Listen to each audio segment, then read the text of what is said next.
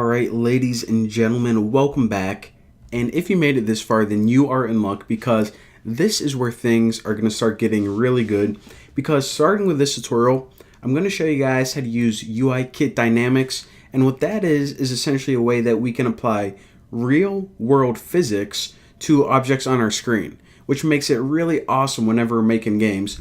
And a few things that you can do with this are like, I don't know, say you have like a character or just a shape on the screen, you can apply gravity to it and collision detection between like characters or objects.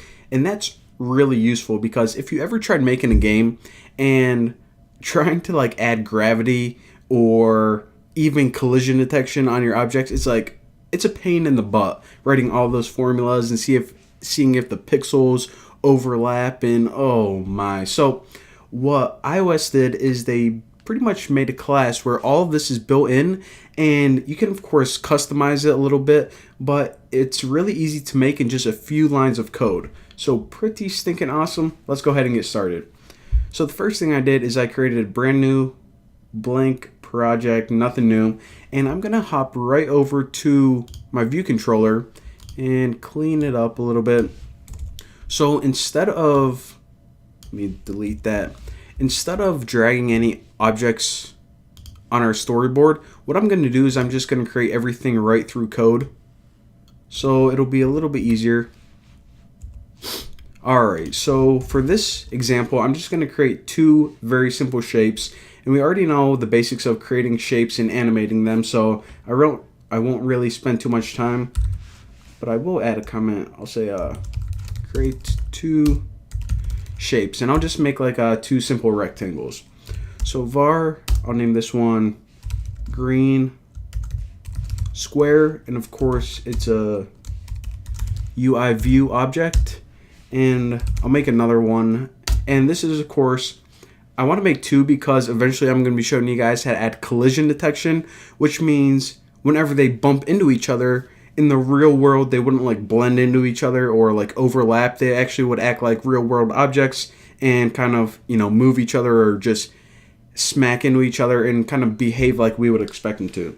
So I'll make a red one since it'll be easy to differentiate.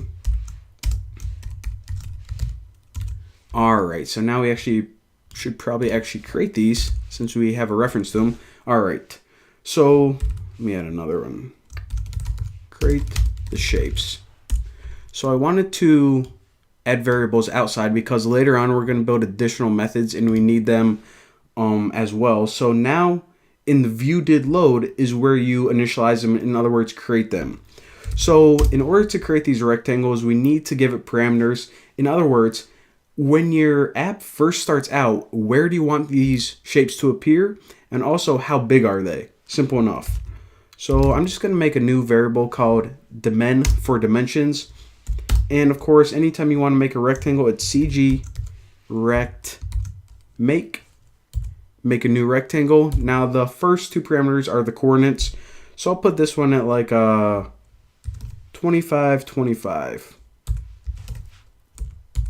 And the last two are just the width and the height of it, and I'll put it like at 60, 60. So this will be a square that's 60 by 60, and it'll appear somewhere in the top left corner, 25 over and 25 down. So those are my dimensions. Now after this, I'm going to take that green square, and I'm going to call UI view, and the frame of this takes, as you see, a CG rect, and those are just the dimensions, the parameters of how you want to make your rectangle.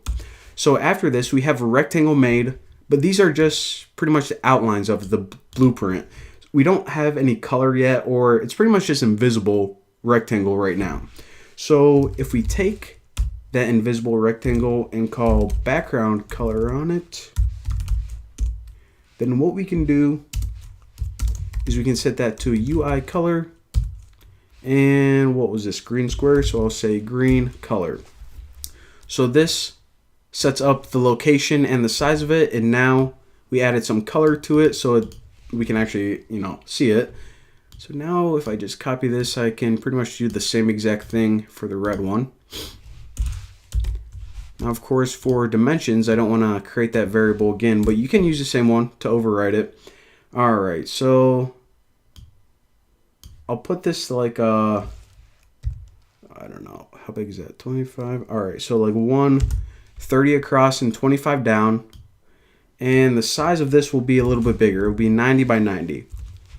So again, the first one is going to appear 25 over and 25 down. It's going to be kind of small. And the other one, the red one, is going to appear 130 pixels over, 25 down. So they'll be at the same height, but this one will be a little bit bigger. And this one is, of course, called red square. And this is all good. Make a red square view object with these dimensions. Now for the background color, just going to change this to red color so it is a different color. Simple enough. So now we have two objects in memory, but in order to add them to the screen, so they actually display, what we need to do is we need to take self view, which pretty much means this view, the main screen, and we want to add a sub view, which means add a sub view object, obviously. And what was that first one? Green square, and do the same thing for red. So pretty much means add two objects to the screen. Red square.